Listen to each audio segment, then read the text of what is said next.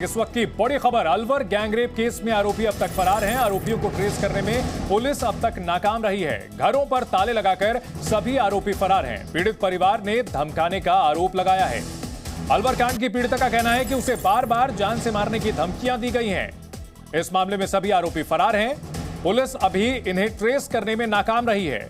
अलवर में एक नाबालिग के साथ दुष्कर्म और ब्लैकमेल करने का मामला सामने आया है। इस मामले में सभी आरोपी अभी फरार चल रहे हैं। वहीं पीड़ित परिवार बार बार ये शिकायत कर रहा है, गुहार लगा रहा है कि उन्हें धमकाया जा रहा है।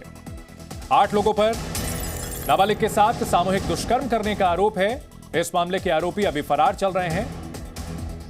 अलवर कांड की पीड़ित का यह कहना है कि उसे बार बार जान से मारने की धमकियां दी गई, उससे ब्लैकमेल करके पैसे ऐंठे गए और बाद में उसके वीडियोज भी वायरल करने का आरोप लगाया गया है।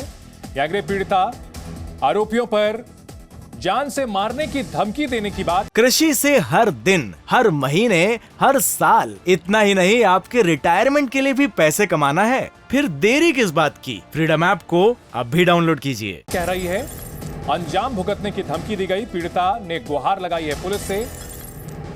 इस मामले में पुलिस अभी तक आरोपियों को पकड़ने में नाकाम रही है, सवालों के घेरे में है। जो तेने अपना घर बताई तो बहुत बुरा हो जाएगा, तो मारेंगा तेरा घर का ने मारेंगा। हमारे पे इतनी बड़ी बंदूक का और हम इतना रुपया वाला तो घर से उठा लांगा। जो तेने कहा इसे कुछ कही तो मैंने अपनी इज्जत की वजह से और अपने डर की वजह से ना घर कान लो बताई। फिर वह के बाद पहला महीना में 3 तारीख 2022 को फिर इन्हें मौसू बिना फोन करे मौसू स्कूल जारी रोड पे कहिए जो तो अपनी इज्जत को ख्याल है और अपना फोटो और वीडियो ना छुड़वाना की वजह से तू हमन पे कोटड़ा में आ जाओ। बड़ी खबर पर हमारे साथ जुड़ चुके हैं आदित्य। हमने सुना किस तरह से पीड़िता ने अपनी आप बीती बताई कि उसे जान से मारने की धमकी देकर के उसके साथ गलत काम किया गया। इस मामले में पुलिस पर बड़े सवाल खड़े हो रहे हैं। अब तक एक भी आरोपी गिरफ्तार नहीं हो पाया है।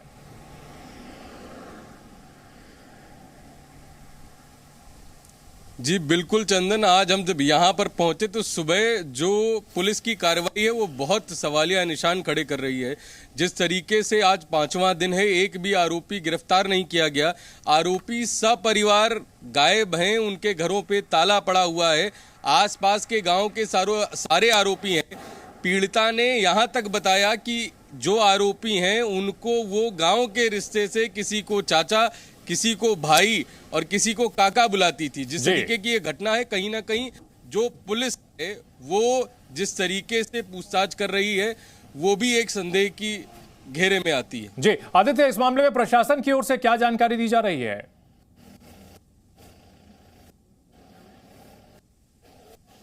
जी चंदन, हमारी बात हुई यहाँ के डिप्टी एसपी से। उन्होंने कहा कि अभी तक हम किसी भी आरोपी को जो है वो ट्रेस नहीं कर पाए हैं, हम प्रयास कर रहे हैं। इसके अलावा उनसे सवाल पूछा कि भाई बात, तो उसने कहा कि कहीं ना कहीं गांव में एक माहौल बनाया जा रहा है, एक दबाव बनाया जा रहा है कि हम केस को वापस लें। डिप्टी एसपी का कहना था कि ऐसी कोई सूचना हमारे संज्ञान में नहीं आई, लेकिन अगर कोई सूचना ऐसी संज्ञान में आती है तो हमने इंतजाम करके रखे। जी आदित्य, पूरा मामला क्या है, हमारे दर्शकों को एक बार विस्तार से बताएं।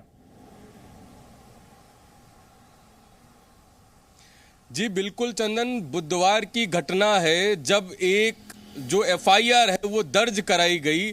यहीं पे किशनगढ़ बास गांव के पास ही जो थाना है उसके पास एक गांव पड़ता है। उसी गांव की पीड़िता ने अपने भाई को जब पूरा घटनाक्रम बताया, वो एफआईआर दर्ज कराने आई। उसमें 8 आरोपी हैं। 8 आरोपी में 2 अकरम नाम के हैं जिनके नाम सेम हैं, एक सलमान है और इसके अलावा 4 आरोपी और हैं। एक अधिकतर आसपास के गांव के आरोपी हैं। उस लड़की को पहली बार जनवरी में उसके साथ दुष्कर्म की घटना की गई। बिल्कुल, जनवरी में लड़की के साथ दुष्कर्म किया गया। और क्या कुछ इस घटना से जुड़ी हुई अपडेट्स हैं, अपने दर्शकों को एक रिपोर्ट के जरिए दिखाते हैं।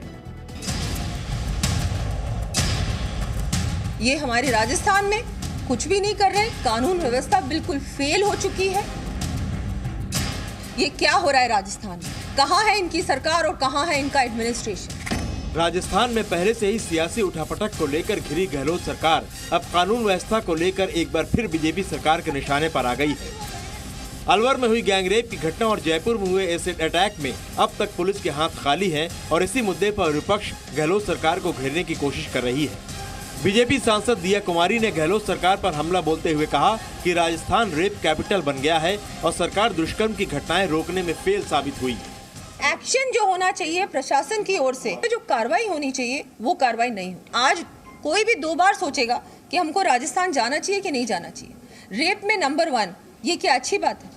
रेप कैपिटल राजस्थान, यहाँ पर इतनी रेप्स हो रही हैं तो ऑब्वियसली कोई भी महिला आने से पहले बहुत बार सोचेगी, या कोई भी फैमिली आने से पहले बहुत बार सोचेगी। जिस तरह से महिलाओं पे लगातार अत्याचार बढ़ रहा है, रेप की घटनाएं बढ़ रही हैं, दुष्कर्म की घटनाएं बढ़ रही हैं राजस्थान में, ये ऐसी हालत राजस्थान में इससे पहले कभी नहीं हुई। 6337 उनका आंकड़ा है कि इतनी घटनाएं 1 साल में हुई है महिला दुष्कर्म की। ये क्या हो रहा है राजस्थान में? कहाँ है इनकी सरकार और कहाँ है इनका एडमिनिस्ट्रेशन? आपको बता दें कि अलवर में एक नाबालिग के साथ 8 लोगों ने गैंगरेप किया। आरोपियों ने पीड़िता का अश्लील वीडियो भी बनाकर ब्लैकमेल करने के लिए पैसे भी ऐंठे। खबर है कि आरोपी अब तक नाबालिग लड़की से 50,000 रुपए ऐंठ चुके थे, लेकिन जब उनके पैसों की मांग पूरी न हुई तो अश्लील वीडियो सोशल मीडिया पर वायरल कर दिया। इस घटना पर राज्य में हड़कंप मचा ही था कि 12 घंटे बाद जयपुर में सिरफिरे आशिक ने 2 लड़कियों पर एसिड फेंक दिया। युवकों ने पहले एक लड़की पर और फिर 1 किलोमीटर की दूरी पर दूसरी लड़की पर तेजाब फेंका। दोनों घायलों का इलाज जारी है और इस मामले में अब तक आरोपी पकड़ा नहीं गया है। पहले धर्म के नाम पर हत्याएं, फिर महिलाओं के साथ रेप और अब एसिड अटैक। इन घटनाओं ने गहलोत सरकार में कानून व्यवस्था पर सवाल खड़े किए हैं। ब्यूरो रिपोर्ट, जी मीडिया। इस मामले में सरकार पर सवाल खड़े हो रहे हैं और साथ ही साथ अलवर के आरोपी अब तक पकड़े नहीं गए हैं। इसको लेकर बीजेपी ने भी निशाना साधा है। साथ ही साथ पीड़ित परिवार ये शिकायत कर रहा है कि उन्हें कई बार जान से मारने की धमकी दी गई है। लड़की ये शिकायत कर रही है कि उसके साथ गलत काम किया गया और उसे बार बार जान से मारने की धमकी दी गई। आदित्य हमारे साथ इस बड़ी खबर पर बने हुए हैं। आदित्य, इस मामले पर राजनीति भी शुरू हो गई है और गहलोत सरकार तुष्टीकरण के आरोप से घिरी हुई है।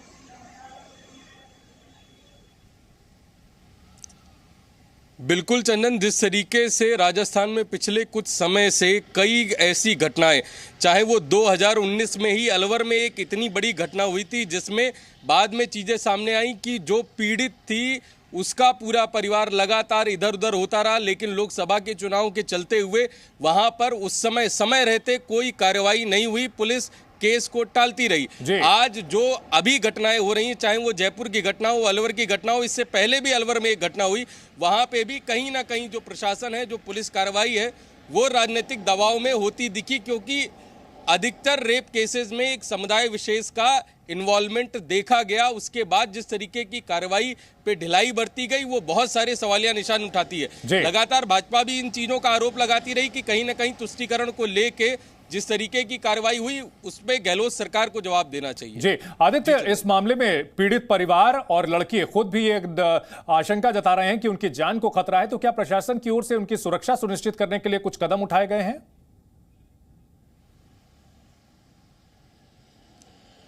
जी चंदन, मतलब वाकई में आश्चर्य करने वाली बात थी कि जब जी मीडिया ने लड़की के भाई से बात की, लड़की के भाई ने बताया कि उसने एसपी से ये चीज़ कही।